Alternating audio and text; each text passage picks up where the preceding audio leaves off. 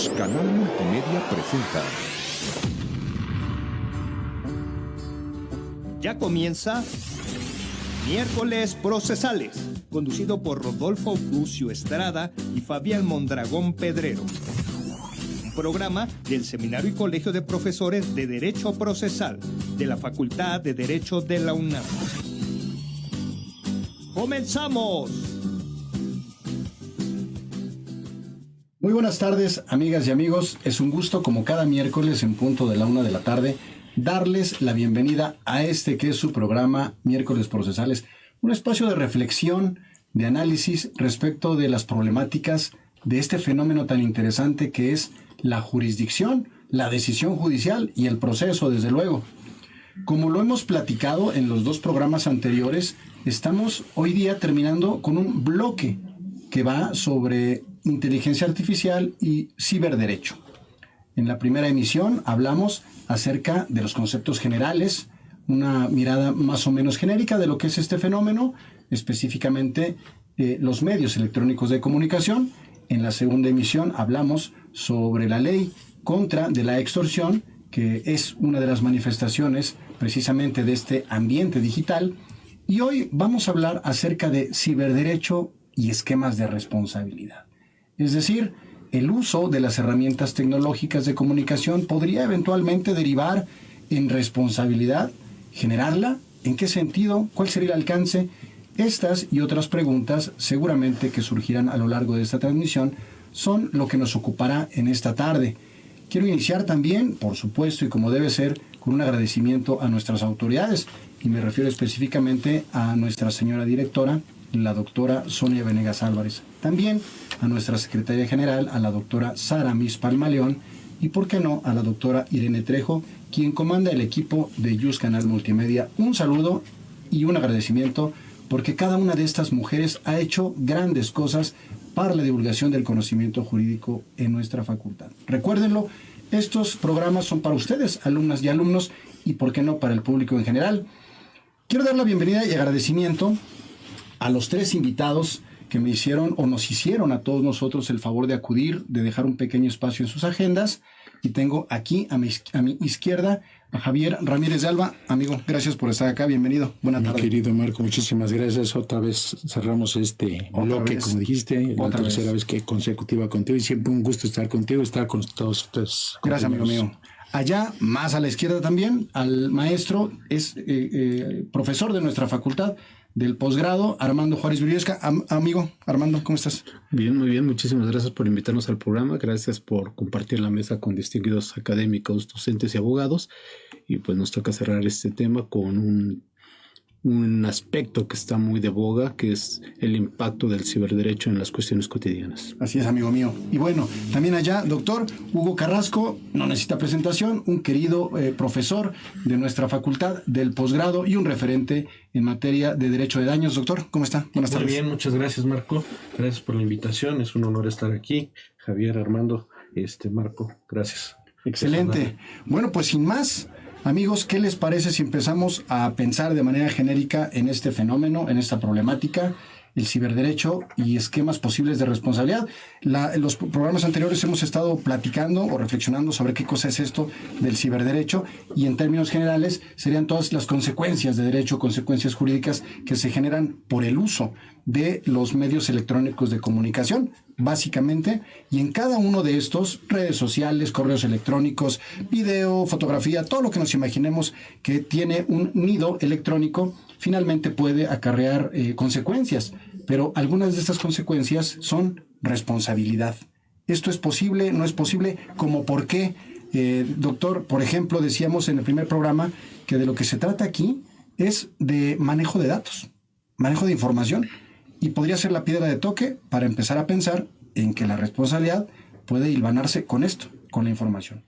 ¿Puede ser así? Claro que sí. Yo añadiría al comentario que estás haciendo, Marco, el manejo de datos responsable. porque el hecho de que estemos en estas carreteras de información, en el Internet, hoy, por ejemplo, el Código Nacional de Procedimientos Civiles y Familiares ya tiene un capítulo de justicia digital, ya empieza a introducir en la normatividad algunos conceptos que podrán ser materia de análisis ya judicial, el metaverso, la cadena de bloques y todo este tipo de conceptos que se había resistido a incorporarlos al menos a la legislación procesal, ahora ya están dentro de la legislación. Entonces, pensamos que como no estaba legislado, no hay que ser serios y responsables con el manejo de esa información. Y no, yo creo que aunque no estamos todavía al 100% de la normatividad que se necesitaría, pensando con la caja del abogado de tener en Sirvederecho toda la normatividad, pues sí podemos respaldarnos en la normatividad civil. La responsabilidad civil que se encuentra en el Código Civil es perfectamente aplicable, obviamente atendiendo a la naturaleza de la información que estamos manejando. Y aquí me parece que es un tema también de materia de prueba. Cuando existe esa conducta ilícita, estamos cambiando solamente el carril de cómo voy a demostrarlo, y ahí es donde podemos tener algunos problemas. Pero a mi parecer sigue existiendo la misma responsabilidad. Muy interesante lo que dice, doctor, porque la responsabilidad, jóvenes, para quienes no sean abogados o no estén directamente conectados con este mundo jurídico, la responsabilidad es una institución social muy antigua, de las primeras sociedades que existieron en la historia o de las cuales tenemos registro, ¿no? Que no es otra cosa sino responder o reaccionar a lo que han generado nuestras propias conductas. Y esto, pues claro que tiene aplicación en todo, en lo administrativo, en lo penal, en lo civil, en lo laboral, en prácticamente todo. Y si esa responsabilidad, amigas y amigos, surge, como dice bien el doctor, por el uso de información y de esa irresponsabilidad quizá o falta de cuidado en el uso de esa información, por supuesto que vamos a encontrarnos en una problemática. Esto último, doctor, y yo creo que aquí es donde entra nuestro amigo Armando, porque les he de decir que el maestro Armando es penalista de hueso colorado. Antes de entrar al aire decíamos que nadie es perfecto, ni modo, ¿verdad? Entonces, dice el doctor Hugo Carrasco, y yo creo que es muy puntual, que esto nos engendra una problemática adicional, que es la cuestión probatoria. Ok, hay responsabilidad. ¿Y cómo vas a acreditar que esa responsabilidad existe si estamos hablando de medios electrónicos? A veces se piensa intangibles, pero no lo son tanto, amigo mío. ¿Qué hay con la cuestión probatoria en materia de responsabilidad? Pensemos en el ámbito penal, aunque sabemos que has cometido pecados y has litigado civil, pero a ver, cuéntanos. Pues gracias por la intervención. Previamente yo quisiera hacer algunas acotaciones. Hay que hacer una diferencia entre esquemas de responsabilidad en el ciberespacio y un sistema jurídico de responsabilidad para el ciberespacio. Esto es importante porque actualmente son organismos privados los que tienen la facultad de decidir la sanción que debe tener un usuario. Y con ello nos lleva a reflexionar qué es el ciberespacio. El ciberespacio podríamos decir que aquí es en cualquier lado. Primeramente, eso ha llevado a reflexionar en torno a cuáles son las fronteras digitales. ¿Deben existir fronteras digitales? Debemos decidir quién va a sancionar, cómo sancionar. ¿Y por qué hago esta precisión? Porque cuando hablamos de la responsabilidad jurídica del ciberespacio, eso nos llevaría a decir qué reglas constitucionales se van a otorgar para sancionar a las personas que hacen uso del ciberespacio. ¿Por qué? Porque actualmente se corren los riesgos que sea un algoritmo el que determine la responsabilidad de una persona. Y nosotros, en aras de buscar mayor seguridad, para buscar esa responsabilidad, tengamos que sacrificar derechos fundamentales. Esos derechos fundamentales podríamos entenderlos como derechos humanos, como la libertad de expresión, la privacidad de la persona y la privacidad de los datos, el debido proceso, la igualdad, seguridad jurídica. Esos derechos actualmente no los tenemos. Hay muchos casos donde en Internet las plataformas digitales sancionan al usuario. La sanción ya existe, sin que exista ningún mecanismo para poder defenderse eficazmente con base en los modelos tradicionales. En 1996 se hizo una declaración de Barlow, quien afirmaba la independencia del ciberespacio, y él decía que el ciberespacio no debía ser afectado por el derecho. pero el derecho es producto de la razón de los seres humanos y por tanto donde existe la razón ahí debe existir el derecho. Es mi primera afirmación que hago. Y segundo, cuando se supera el anarquismo en el ámbito del ciberespacio, comienzan a surgir estos debates. ¿Cómo sancionamos? Y la primera pregunta es, ¿debemos dejar al Estado fuera para emitir esas sanciones? ¿O tienen que ser los algoritmos? Estamos en un momento donde la investigación en el ámbito cuántico, Neuralink para el uso de chip que pueden incrementar la capacidad de una persona, puede generar severas desventajas entre las personas y de severas vulneraciones a derechos fundamentales. Entonces yo considero que lo primero que deberíamos debatir previo a identificar las sanciones, primero identificar estos dos esquemas. Un esquema donde están las instituciones internacionales y las empresas al día de hoy dirigiendo a quién sancionar. Y estamos en una transición donde deben entrar los estados para de manera virtual también ocuparse no solamente de la sanción, sino de identificar cómo se deben regular los códigos y los algoritmos. ¿Por qué? Porque hoy si uno utiliza una aplicación de un país, contiene sesgos. Si uno aplica otra, contiene sesgos. Y eso también genera desventajas. Entonces, creo que aquí el tema es cómo se están generando los esquemas de responsabilidad jurídica al interior de los estados. Esto es importante porque desde 1999 el Estado mexicano ha ido desarrollando una serie de tipos penales para tratar de sancionar conductas como es el acoso sexual. Tenemos desde el acoso sexual hasta la ley Olimpia actualmente.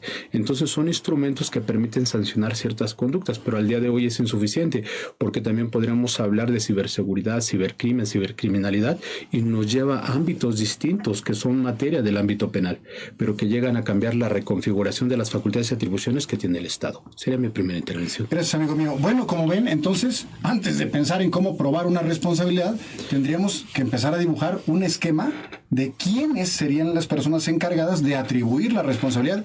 Y lo último, muy interesante, ¿bajo qué criterios?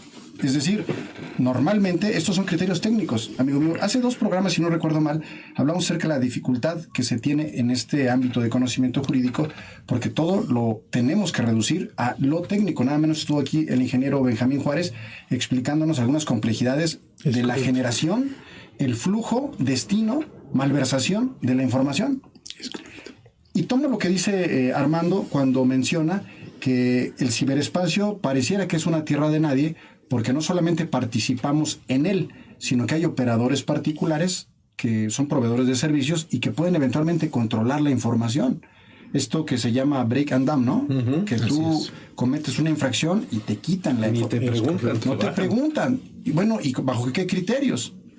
¿Tú qué opinas? ¿Existiría, podrá existir en algún punto este modelo de delimitación de responsabilidades o de criterios de valoración de la ilicitud en el ciberespacio?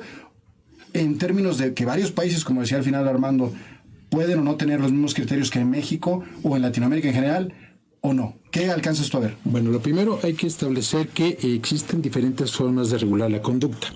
En esta materia existe la autorregulación por parte de los operadores de las diferentes plataformas, que ellos establecen desde el contrato inicial, tanto con proveedores como consumidores, qué pueden hacer, qué se puede decir, cómo lo pueden establecer. Un número limitado, por ejemplo, de interacciones, una limitación de vocabulario, el googleo, le dicen a las palabras que no les gusta que salgan, y si salen, pues como dicen los jóvenes, se baja el programa, lo quitan, pues lo banean para efecto de evitarlo.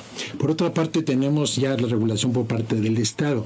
Aquí el gran problema que tenemos es el tradicional primero, una nueva conducta. ¿Qué hacemos con toda esa conducta? Pues la reconocemos primero, adaptamos las leyes que tenemos a la nueva conducta dañina o creamos nuevas leyes. Eso es lo primero que debe de hacer. El primer problema. Y el segundo y más grave de esto, como bien comentaba el licenciado, es la extraterritorialidad. Si a mí me roban información desde Chechenia, ¿qué puede hacer el agente del Ministerio Público del Foro Común de la Ciudad de México para que a través de la Cancillería se vayan a algún lado y de regreso? ¿Qué pasa si una persona difama a otra, pues por decir algún lugar, pues desde Etiopía?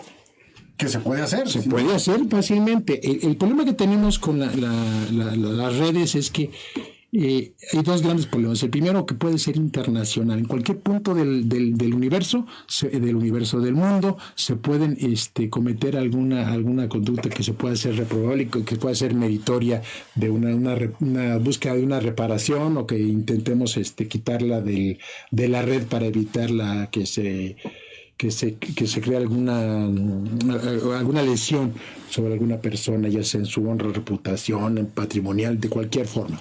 Entonces, le damos a alguna autoridad de algún país la extraterritorialidad, porque busca, por ejemplo, el señor presidente de los Estados Unidos de Norteamérica, que busca ser el policía del mundo, por decir de alguna manera. Le vamos a otorgar, tú eres el que decides quién sí y quién no.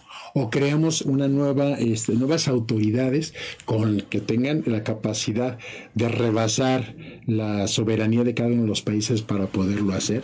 Vamos a romper el imperium famoso, que ya no va a ser la máxima autoridad en una zona el gobierno de ese país, sino que va a haber una por encima de ellos. Es una cuestión, desde el punto de vista hasta teórico, jurídico, bastante complicada. Es como soltarle las riendas del coche o del caballo a una persona que no es necesariamente de este país. Todavía no tenemos una solución a ese aspecto, porque los gobiernos se rehúsan total, completa y absolutamente a renunciar a su imperio. No quieren dejar de ser los mandamases dentro de su territorio. Entonces, hasta que podamos quitarnos eso, o alguien nos obligue a hacerlo, vamos a estar dependiendo de la buena voluntad tanto de plataformas como de gobiernos. Qué interesante lo que mencionas, Javier, porque me vincula a la idea que nos trajo Armando respecto de que quizá la base principal o primigenia tendría que ser un buen esquema de delimitación y determinación de los derechos fundamentales, a partir de los cuales iniciar en el conocimiento de estos fenómenos. Nos hablabas de algunos, estimado Armando. ¿Y aquí qué tendríamos que hacer, doctor? Pienso. Mira, yo creo que el modelo híbrido, el fenómeno ante el que estamos, va demasiado rápido. Si queremos legislar todo en el relativo al ciberderecho, no nos va a alcanzar tiempo. Vamos a estar legislando cuando ya va el fenómeno en X o Y. Entonces tenemos que hablar, como mencionabas, en los estándares o en los básicos, ponernos de acuerdo. Yo soy de la idea de no crear una autoridad sobre las demás nacionales, sino en un esquema de colaboración ponernos de acuerdo en cuáles son esos estándares básicos. Firmar una convención solamente con los estándares, y de ahí que cada país lo vaya bajando. Tiene sus complejidades, pero creo que también tiene que funcionar no solamente con intervención del Estado, la responsabilidad ética de las empresas, la responsabilidad de los usuarios, sino también el modelo no de la regulación formal, sino de la autorregulación, como bien decías, que todos también colaboremos en el ejercicio de lo que estamos haciendo, pensando en las reglas básicas. Sí estamos yendo hacia elementos diferentes. Hablabas tú de que estuvo aquí un técnico. Muchas veces no comprendemos el mensaje, si se está en mi celular, si está en la computadora, si está en un servidor. Por eso hablaba yo de los efectos probatorios, porque para demostrar puede estar ahí la conducta, pero si yo al juez no le doy los elementos probatorios para que determine si existió o no existió, es tanto como no tener el derecho. Y para poder aportar el elemento probatorio necesito saber si, por ejemplo, el mensaje está en el celular, porque entonces voy a tener que presentar el celular. Si el mensaje está en el servidor de una plataforma, voy a tener que solicitar el informe a la plataforma. Si tiene cierta intervención el Estado, estamos hablando hasta cierto punto de documentos públicos. Hablamos, por ejemplo, en el SAT, les preguntaba yo a mis alumnos en Procesal, cuando nos referimos a las facturas de los automóviles para demostrar la titularidad, hoy en día puede ser catalogado como un documento público, porque aunque es emitido por un privado, tiene una cadena electrónica. Así es. Y antes eso no lo tenía la factura. Entonces también depende de cuándo y cómo estamos hablando de la circunstancia. Tenemos que entender no solamente la conducta, estoy totalmente de acuerdo con lo que han dicho, pero el material probatorio es una carga muy difícil y debemos también de utilizar la interdisciplinariedad. Utilizar a los técnicos, a los peritos, para antes de plantear el problema. La territorialidad es un tema, la competencia, la jurisdicción, la territorialidad, pero ya cuando salvamos todos esos temas, pues hay que meternos al tema probatorio, porque si ofreces mal una prueba, si no cuidas la trazabilidad, la cadena de custodia, la autoría, la titularidad de esos mensajes, si fueron o no alterados, se te cae el caso. Qué interesante, doctor, porque aquí tenemos dos ámbitos, amigas y amigos, como lo pueden observar, el ámbito teórico de hacia dónde vamos, porque la realidad es que no tenemos las herramientas para definir nuestro destino, y el otro problema que es en la práctica, porque esto no va a ocurrir, está ocurriendo. Es decir, están dándose día con día conductas ilícitas con el uso de medios electrónicos de comunicación. No es algo que vaya a ocurrir en el futuro. Es algo que ya se está padeciendo. Inclusive antes de entrar al aire nos platicabas algún asunto, estimado Armando, que te tocó despachar en tu oficina. No sé si nos quieras compartir respecto de, ya en la práctica, cómo se viven estos fenómenos. Sí, previo a tocar este tema, nada más quisiera ahondar un poco en lo que acaba de comentar el profesor. Considero que sí es importante que se haga una regulación en 4 ámbitos. La regulación de la infraestructura, la regulación de los códigos, la regulación de los servicios y también de los contenidos. Si pensamos en la infraestructura, los estados son los que tienen la competencia, sobre todo la infraestructura en telecomunicaciones. Facilitaría la regulación en temas probatorios. No obstante, yendo más allá, yo afirmo, lejos de lo que se viene manejando, que lo que el ciberderecho debe proteger es un derecho de la protección de datos, debemos transitar hacia la protección cognitiva y volitiva de la persona.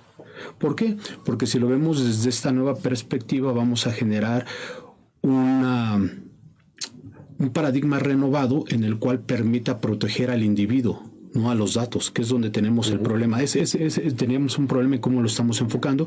Yo consideraría que debe haber una reformulación del paradigma. Segundo, ¿cómo vemos esto en el día a día? Cuando hablamos de esquemas de responsabilidad a nivel internacional, podemos ver una conducta que surge en México, el delito, la víctima, y quien lo ocasiona en Croacia, por ejemplo. Es un problema. Pero también existen esquemas de responsabilidad que se dan al interior del Estado. Y luego ocurre que dentro de los mismos contactos de tus redes sociales, la gente cercana es quien manipula, obtiene o divulga información de manera indebida. Y eso le genera perjuicios a las personas. ¿Por qué? Porque se divulgan material de contenido personal, íntimo, y eso puede afectar el derecho a la intimidad, el derecho al honor, afecta el tema de la ley general de las personas a una vida libre de violencia y actualiza la aplicación de la ley Olimpia. Y todo esto con una perspectiva de género. Esto puede ser atacado por vía penal y por vía civil. En algún caso que recién nos tocó enfrentar en el despacho sobre un tema que se estaba dando sobre un ciberacoso, lo podríamos catalogar como un ciberacoso y extorsión en contra de una persona, pues de manera anónima se le enviaban los mensajes y al realizarse y desplegarse la investigación se advierte en los protocolos de internet de dónde estaba surgiendo y era una persona muy cercana a ella. Se inician las acciones penales, se inicia la acción civil y la magistrada, que de manera muy técnica, muy efectiva, interpreta la perspectiva de género y nos dice, ¿sabes qué? Aquí sí hay violencia. Aquí sí hay una afectación. La persona tuvo que estar 2 años encerrada derivado de ese ciberacoso, se afectó su voluntad. Entonces sí tenemos leyes eficaces como la ley Olimpia, como un esquema jurídico para determinar la responsabilidad, que podemos llevarla también por vía civil, de lo cual el tema se resuelve, que se tiene que haber un pronunciamiento sobre el daño causado a la víctima en un ámbito civil, y eso ya entraría dentro de los ámbitos del doctor, que ahorita nos va a hablar sobre este tema, pero considero en el punto medular que en el ámbito interno de nuestro país hay un esquema jurídico, un sistema jurídico de responsabilidad. En el ámbito internacional son esquemas. no vamos más allá todavía. Entonces, este tipo de problemas se pueden atacar de forma efectiva con una regulación eficaz. Lo que me hace pensar, estimado Armando, Javier, que quizá lo que haga falta al operador jurídico cotidiano es empezar a generar creatividad. ¿En qué sentido? Para saber cómo con las normas existentes que están operando hoy día podemos vincular estos fenómenos. Lo que decía Armando es interesante. Es que una persona fue lastimada de cierta manera a distancia utilizando un teléfono celular, empezar a pensar cómo hacerle para poder aterrizar la aplicación de las diferentes normas que protegen, en este caso específico, pues con perspectiva de género. Pero habrá otros casos en donde no se necesite necesariamente, perdón la redundancia, la perspectiva de género, pero el derecho común, el derecho simple, el derecho de siempre. La creatividad como elemento necesario para empezar a explorar estos temas. Exactamente, pues sí, cualquier forma de responsabilidad, cualquier forma de reparación que estemos buscando en un momento determinado, tenemos que ir a la base. ¿Qué dice el principio general? El que produzca un daño actuando de manera ilícita en contra de las buenas costumbres debe de repararlo. Es el principio fundamental. Entonces, a partir de ahí, podemos extrapolarlo a cualquiera de los ámbitos de la vida, incluidas las redes sociales.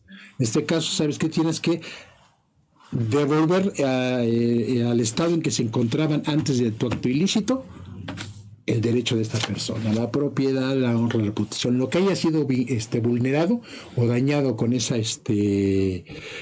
acto dañoso, y se tiene que reparar.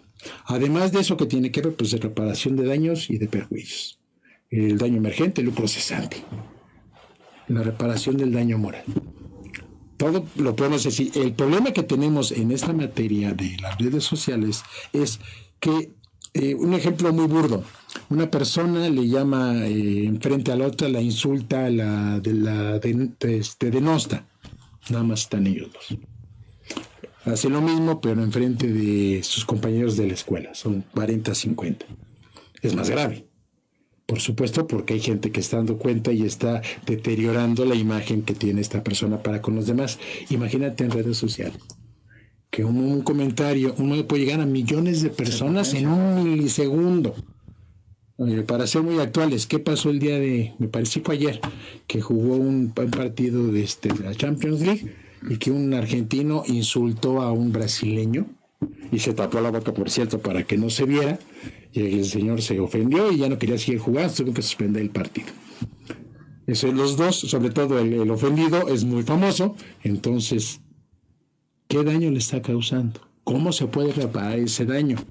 La repercusión que tiene el daño, porque eso se hizo famoso a nivel mundial y no sé cuántos cientos o miles o millones de personas ven eso, y hacia los que no les gusta el fútbol están en conocimiento de eso.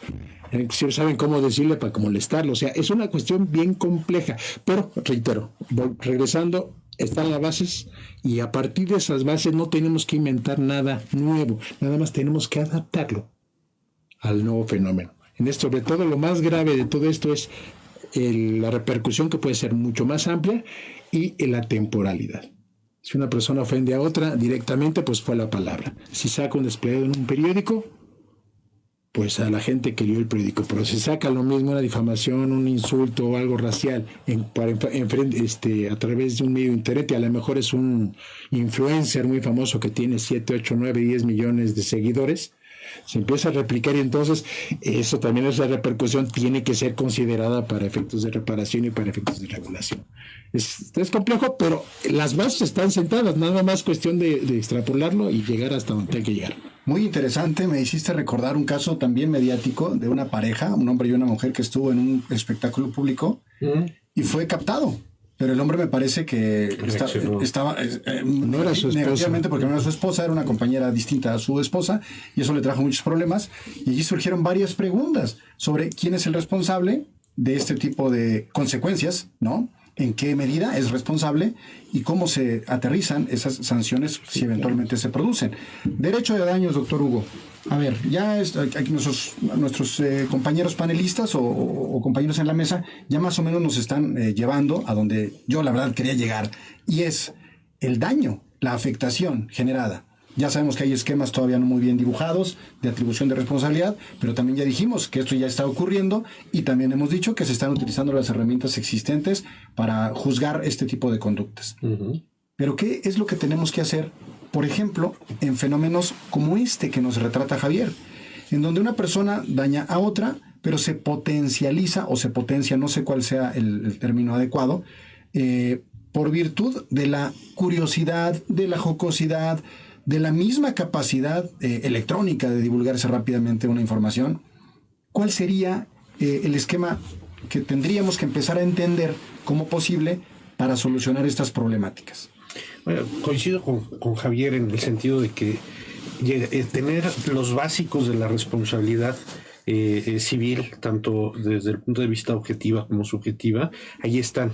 Lo único que cambia desde mi perspectiva en la mayoría de los casos es el vehículo probatorio o el medio probatorio.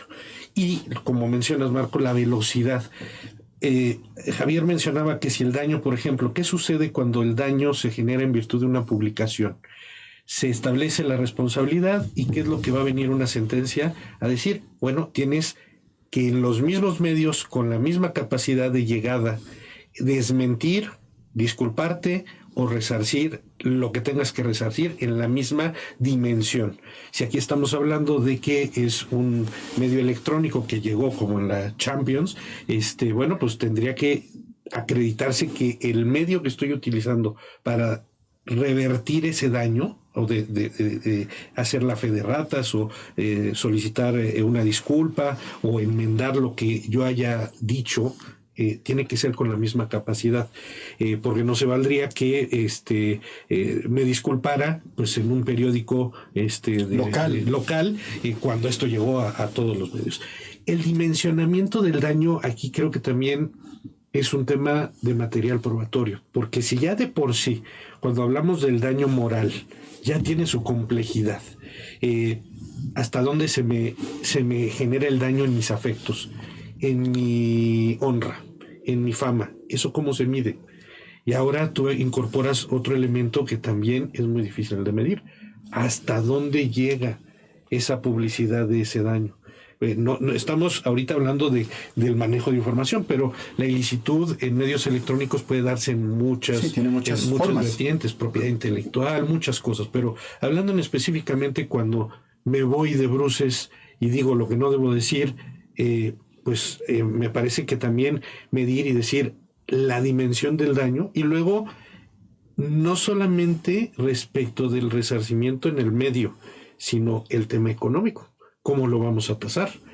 Ya no me quiero meter, por ejemplo, ahora que está muy de boga el tema del metaverso, porque inclusive en el Código Nacional está el metaverso. Mencionado, sí.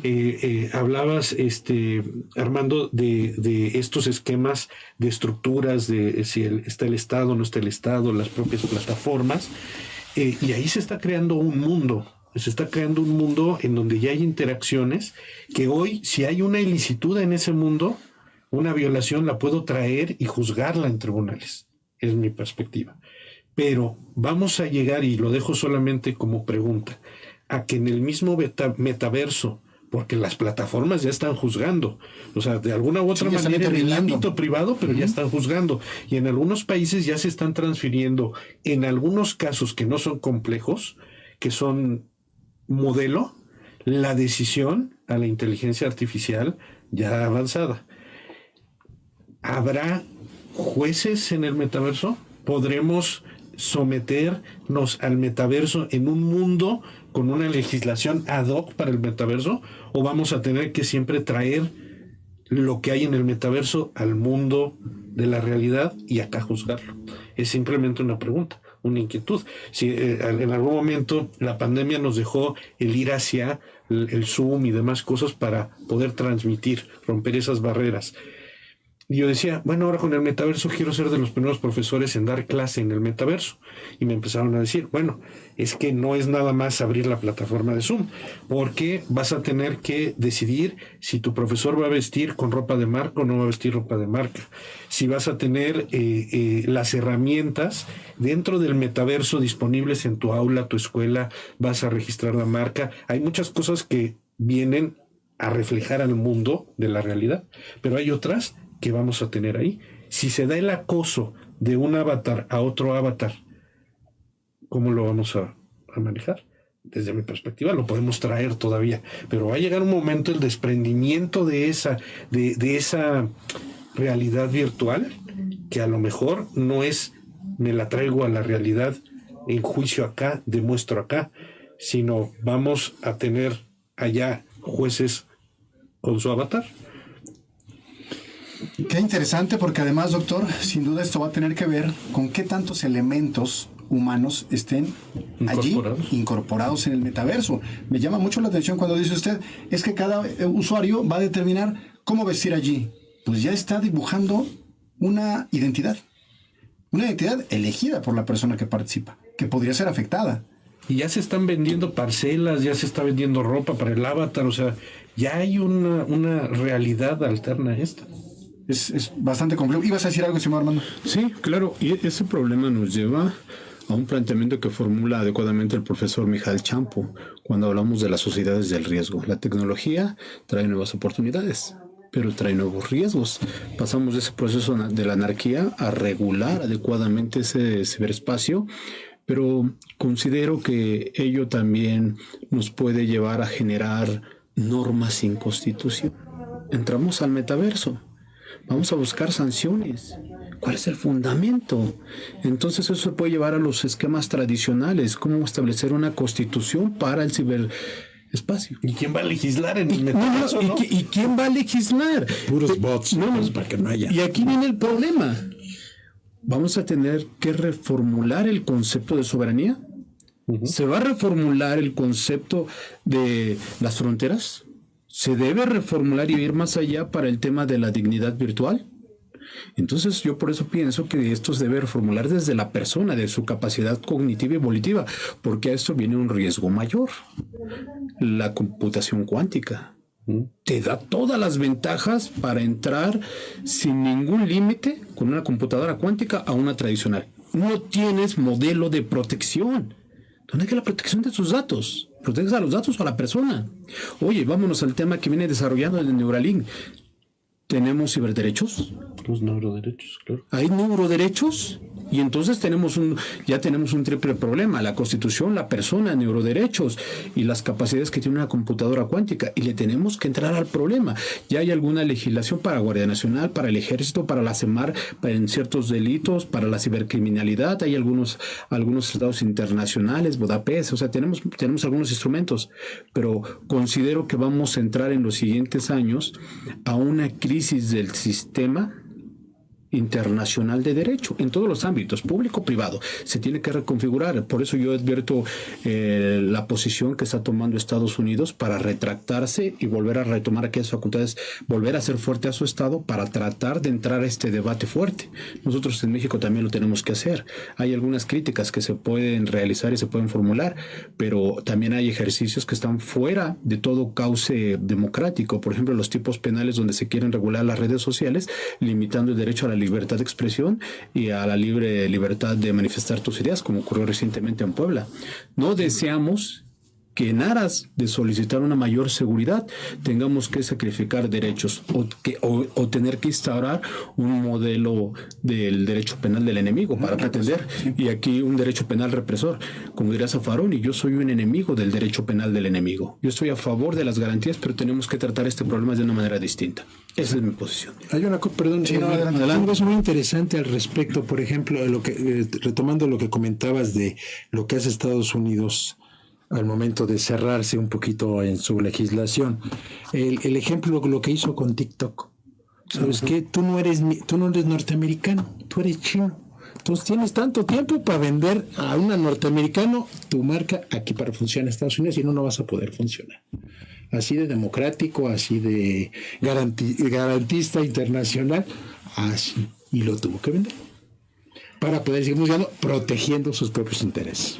Fíjate que es muy interesante el planteamiento de Armando cuando habla acerca de la regulación o la delimitación cognitiva y volitiva. Porque en realidad, doctor, lo que está ocurriendo es que los seres humanos estamos saliendo de nosotros mismos utilizando estas herramientas. Y al mismo tiempo nos estamos retroalimentando con las mismas herramientas y la interacción de información. Nunca como ahora se han potenciado las capacidades malevosas del ser humano. Claro. Y también creativas en otros términos. pero nadie podrá negar que antes una persona tenía que comunicarle a otra de manera personal lo que sentía o lo que pensaba. Hoy día se pueden ocultar detrás de estas herramientas. Aparentemente se pueden ocultar, porque siempre está la parte técnica, la pericial, como el caso que nos mencionabas, en donde seguramente a través de la pericial, aunque eran anónimos, lo descubren, ¿no? Sin embargo, la percepción de ocultamiento es inmediata. Y es lo que te incentiva a poder salir de ti para decir algún pensamiento que en otro momento de nuestra historia social no habrías, tú mismo te acallabas. Y la misma herramienta, si antes había una contención, porque te estoy mirando a los ojos y no te lo voy a decir, si yo ya no te estoy mirando a los ojos y tengo un vehículo, lo voy a ocupar. Lo potencializa también. Entonces, esto que nos propone Armando me parece muy interesante, pero lo que no sé es en qué sentido se tendría que hacer, porque concientizar a las limitaciones yo no lo veo muy viable. ¿O a qué te referías en ese sentido? No, al existir una reconfiguración del sistema jurídico nacional e internacional, se tiene que comenzar a generar esfuerzos regionales. Por ejemplo, nosotros tenemos sistemas regionales de derechos humanos. Yo consideraría que un esquema podría funcionar de la misma manera para el tema de regular el ciberespacio. Y se pueden generar barreras o fronteras digitales. En algunas ocasiones, si uno ve un video de Inglaterra, te dice video no disponible. Y ya no puedes acceder a esa información. Ya entendí. Entonces yo consideraría que se tienen que generar esos límites virtuales. ¿Para qué? Para proteger a las personas. Veámoslo en los niños. Todos conocemos el juego de Roblox, ¿no? Si tú dejas entrar a tu hijo sin un control parental y que esté libre en ese mundo virtual, pueden generarse delitos. O sea, recién se dio un caso de unas menores donde a través de Roblox un adulto saca a una niña de 16 y una de 10 años y ya las llevaba en el camión. Se intervienen las autoridades y logran localizarlas y se dan cuenta que fue a través de esa plataforma. Entonces también hay algunos mecanismos que ya se están generando por parte de las plataformas y tú no dejas a tu hijo libre en esas plataformas si no tienes un control parental. No te exime de los riesgos, pero por lo menos los modulas. Entonces yo considero que hacia allá va a ir el debate en los siguientes años, porque la postura que yo advierto de Estados Unidos y de otras potencias es decir, estamos ante algo nuevo que va a generar un cambio, porque tenemos tecnologías disruptivas y todavía no se dimensiona el peligro de la inteligencia artificial. Hablábamos de tener prueba digital. Hoy con internet tú puedes hacer un segmento de película de Hollywood. Puedes hacer una entrevista con el rostro del doctor, con el rostro, la voz. Cantando. Y cantando incluso. Oye, vamos a poder demostrar que no fue él. Sí se requieren otro tipo de evidencias, otro tipo de experticias. Y esto nos está rebasando, va a un paso brutalmente. Va a un paso brutal. Entonces, ¿qué ocurre? Que tenemos que avanzar en este tipo de legislación, tenemos que hacer avances regionales y la manera de salir no es aislarte de este fenómeno. Entenderlo. Sino entenderlo y de manera regional abordarlo, porque de otra manera no se va a permitir avanzar en la garantía de los derechos de las personas. Gracias, amigo mío. Tengo para servir. Señoras y señores, como siempre nos ocurre, allá detrás de la mampara, el ingeniero empieza ya a apurarnos con el tiempo. Nunca nos van a alcanzar esos minutos para reflexionar sobre estos temas tan interesantes. Así que me gustaría ya ir cerrando nuestro programa, pero no sin antes pedirle a cada uno de nuestros invitados que nos regale una reflexión final para que todos nos llevemos bajo el brazo y podamos ir reflexionando sobre estas problemáticas que hemos tratado de abordar el día de hoy. Así que si quiere, doctor, empezamos con usted. Una reflexión para que nos llevemos a casa. Yo creo que tenemos que conocer el fenómeno. Si hace unos 20 años, por ejemplo, una ventaja competitiva era saber otro idioma, hoy la ventaja competitiva de un abogado, de una abogada, será el conocer estos fenómenos para poderlos manejar. Si yo hoy quisiera hacer un curso, una capacitación, yo haría un curso, una capacitación sobre el manejo de estos medios, sobre la inteligencia artificial, pero no desde la visión del abogado, sino desde la visión de la propia inteligencia artificial, porque estamos comúnmente pensando en entender el fenómeno desde nuestra óptica como abogado o como abogado. Yo creo que hoy ya tenemos que entender el fenómeno de manera diferente, de manera amplia, para poder dimensionar cuál es todo lo que trae atrás. Entonces, mi recomendación sería entrarle a la inteligencia artificial, a los medios electrónicos, a conocerlos y no depender tanto de los peritos, de los especialistas. no solamente en el ámbito legal, sino en el ámbito personal, porque si yo tengo conocimiento, puedo establecer las salvaguardas, los puntos de alerta. Si no, me van a pasar como al perrito en la autopista, le van a pasar por encima. Muchas gracias, doctor. Estimado Armando. Gracias por las participaciones, mucha retroalimentación. Yo consideraría plantear o poner en la mesa para quienes son los expertos en estos temas, a quienes les interesa, retomar a la persona, el ámbito cognitivo y volitivo. Si no lo hacemos, corremos un riesgo mayor de tener normas sin constitución o normas desconstitucionalizadas, si lo quieren entender así. ¿Por qué? Porque se pueden dar sanciones en las cuales no tengo un fundamento, en las cuales no hay un proceso, en la cual no hay mecanismos de defensa. Y eso va a ocurrir y está ocurriendo todos los días. ¿Cuál sería una de las recomendaciones que yo generaría? Hay que ponerle mucha atención a los desarrollos en computación cuántica y en inteligencia artificial, porque se pueden generar riesgos, pero esos riesgos no pueden dar la pauta a un control total. Tampoco pueden dar la pauta a sanciones despersonalizadas o no pueden dar la pauta a manifestaciones autoritarias. Si alguien quiere decirme, oye, ¿en qué estás pensando? Estoy pensando el fenómeno que se da en China. Estoy pensando en fenómenos que se dan en las dictaduras. Hoy estaríamos hablando de muchas formas de determinismo a través del algoritmo. No me gusta el determinismo. No me gustan las sanciones desconstitucionalizadas. Hay que defender los derechos humanos de las personas, pero desde la persona. Sería mi conclusión. Excelente, amigo mío. Javier, por favor. Pues retomando lo que comentamos del primer programa, yo Marco, la inteligencia artificial, todo este es el espacio cibernético y demás, ya es una cosa que está aquí. Ya no es que queramos que venga o que no venga, ya está con nosotros y tenemos que aprender a interactuar con ella, como bien comenta el doctor. Entonces, lo que hay que hacer es aceptarlo y actuar en consecuencia. No vamos a tenerle miedo. Si no tenemos las herramientas, desarrollémoslas. Partamos de las bases para adecuarlas a lo que queremos llegar, vivir a fin de cuentas el último fin del derecho, el bienestar común, el bien común para todos, ¿verdad? De la manera que tengamos que limitar alguna actividad indebida o ilegal por parte de empresas o individuos, se hará en su momento. No tenemos que tenerle miedo. Tenemos que tener cuidado y precaución, por lo que comentábamos también anteriormente, las extorsiones, la fuga de información, el cambio de identidad, una serie de circunstancias, pero ya estamos aquí. Podemos actuar. Yo recuerdo hace muchos años con la primera computadora que compré, mis dos hermanos son ingenieros en sistemas, me dijeron, tú pícale. Lo que va a pasar es que la descompongas, llegamos y te la reparamos. Pasa lo mismo, hay que seguir actuando en consecuencia, no tenemos que tenerle miedo. Sobre todo la gente de ciertas generaciones que no estamos acostumbrados a esto, es algo nuevo, los chamacos ya llegan, ya existe para ellos, es lo normal. Sí, claro. Exactamente, entonces no le tengamos miedo, hay que tener precaución, no tenerle miedo y adelante con todas estas innovaciones tecnológicas. Muchas gracias, amigo. Amigas y amigos, como ven, hay tantas cosas que reflexionar en torno a esta temática. Nos dará mucho gusto que sigan explorando estos temas, que sigan aquí en Miércoles Procesales atendiendo nuestras propuestas de reflexión todos los miércoles a la 1 de la tarde. Yo soy Marco Sandoval y les agradezco el favor de su presencia. Hasta pronto.